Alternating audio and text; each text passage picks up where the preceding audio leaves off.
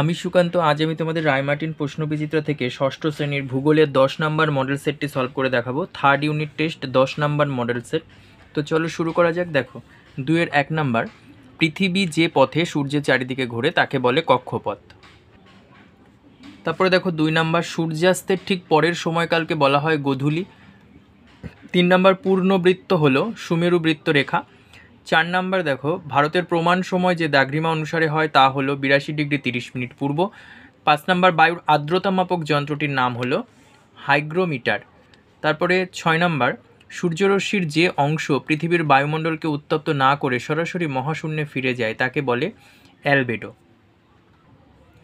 তারপরে দেখো 7 number, fridge, AC, রং প্রভৃতি থেকে নির্গত গ্যাসটি হলো সিএফসি। তাজমহলের পাথর ক্ষয়ের কারণ হচ্ছে অ্যাসিড বৃষ্টি। সাধারণ কথাবার্তার তীব্রতা 65 ডেসিবেল। ভারতের উচ্চতম পর্বতশৃঙ্গ গডউইন অস্টিন। ভারতে বর্ষাকালে বৃষ্টিপাত হয় দক্ষিণ পশ্চিম মৌসুমি বায়ুর প্রভাবে। তারপরে দেখো পলিমাটি দেখতে পাওয়া যায় প্লাবনভূমি অঞ্চলে। তারপরে দেখো পার্বত্য অঞ্চলে বেড়াতে গেলে যে গাছ বেশি দেখতে পাওয়া যায় সেটা হলো মেহগনি। আচ্ছা, তারপরে দেখো একটি পানীয় ফসল হলো চা।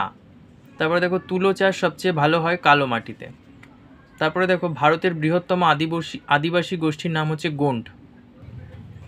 তারপরে দেখো ম্যাপা শব্দটির অর্থ হচ্ছে কাপড়। তারপরে দেখো মানচিত্র কৃষিজমি দেখানোর জন্য ব্যবহার করা হয় নীল রং আর কি। তারপরে দেখো 3 নাম্বারের 1 নাম্বার, শূন্যস্থান পূরণ, দ্রাঘিমা রেখার পরিবর্তনে প্রমাণ সময় পাল্টে যায়। তারপরে 2 নাম্বার দেখো রাজস্থান ভারতের বৃহত্তম রাজ্য। তারপরে দেখো মানচিত্রের দূরত্ব ও বাস্তব দূরত্বের অনুপাত হলো 10:100,000। তারপরে দেখো স্তম্ভ মেলাও, গারো এটা হবে মেঘালয়। 2 নম্বর, পশ্চিমঘাট পর্বতের আরেক নাম এটা হবে সহ্যাদ্রি। তারপরে রেড পান্ডা এটা হবে হিমালয় পার্বত্য অঞ্চল। তারপরে দেখো এর 1 নাম্বার, শুদ্ধ অশুদ্ধ, পৃথিবীর ক্ষুদ্রতম প্রতিরূপ হলো গ্লোব, শুদ্ধ। 2 নম্বর, মুম্বাই শহরের জলবায়ু সমভাবাপন্ন প্রকৃতির, শুদ্ধ। তারপরে দেখো 3 নম্বর, রাজস্থানে প্রচুর পরিমাণে ধান চাষ হয়, অশুদ্ধ। তারপরে দেখো এর 1 নাম্বার, এক কথায় উত্তর দাও, অপ্রচলিত শক্তির ব্যবহার কোন ধরনের দূষণ কমায়? বায়ু দূষণ। তারপরে দেখো 100% মেঘাচ্ছন্নতা মানে কীরকম আকাশকে বোঝায়? কালো আকাশ। তারপরে দেখো 3 নম্বর, স্কুল ও হাসপাতালের সামনে সাইলেন্স বোর্ড লাগানো মানে কি? শব্দ নিয়ন্ত্রণের জন্য। তারপরে দেখো 4-1, মহাবৃত্ত বলতে কি বোঝো? 70 পেজের 4 নাম্বার কোশ্চেন। দেখো মহাবৃত্ত বলতে কি বোঝো, এখান থেকে পড়বে। তারপরে দেখো 2 নম্বর, গ্রাম অঞ্চলের তুলনায় শহরে শব্দ দূষণের তীব্রতা বেশি কেন? 216 পেজের 2 নম্বর কোশ্চেন। দেখো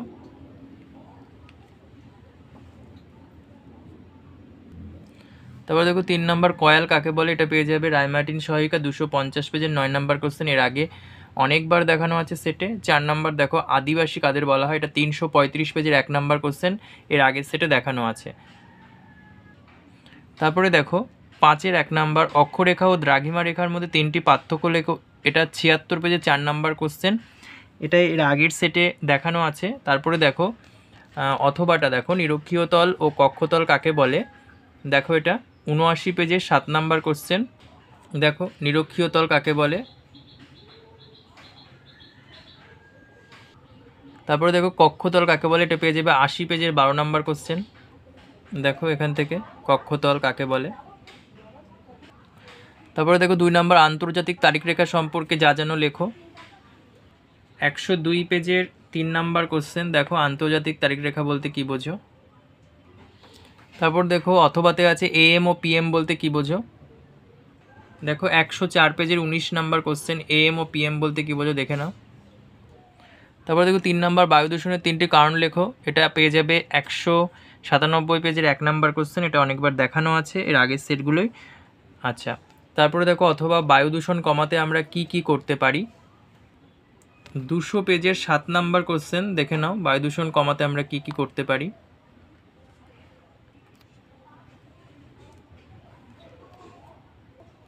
তারপরে দেখো মানচিত্রে অপরিহার্য উপাদানগুলি কি কি?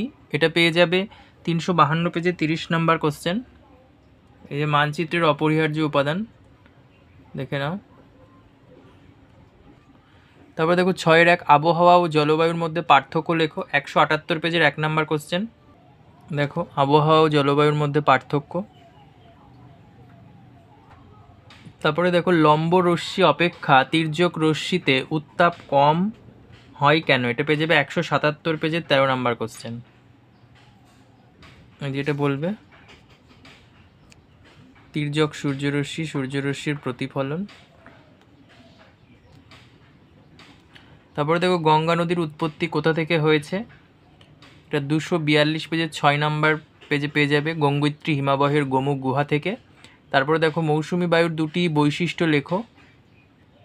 262 পেজের 5 নাম্বার কোশ্চেন। দেখো মৌসুমি বায়ুর বৈশিষ্ট্য।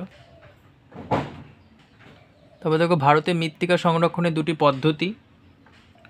277 পেজের 5 নাম্বার কোশ্চেন। এখানে পেয়ে যাবে মৃত্তিকা সংরক্ষণের উপায় বা পদ্ধতি। তারপরে দেখো অরণ্যের উপকারিতা লেখো। 288 পেজের 3 নাম্বার কোশ্চেন। দেখো অরণ্যের উপকারিতা।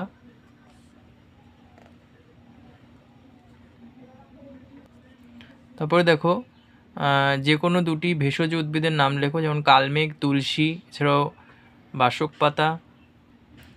তারপরে 4 নাম্বার দেখো ঝুম চাষ কাকে বলে? 318-র 8 নাম্বার কোশ্চেন। দেখো ঝুম চাষ। তারপরে দেখো ভারতে গম চাষের প্রয়োজনীয় জলবায়ু ও মৃত্তিকা সম্বন্ধে আলোচনা করো। 315-র 2 নাম্বার কোশ্চেন।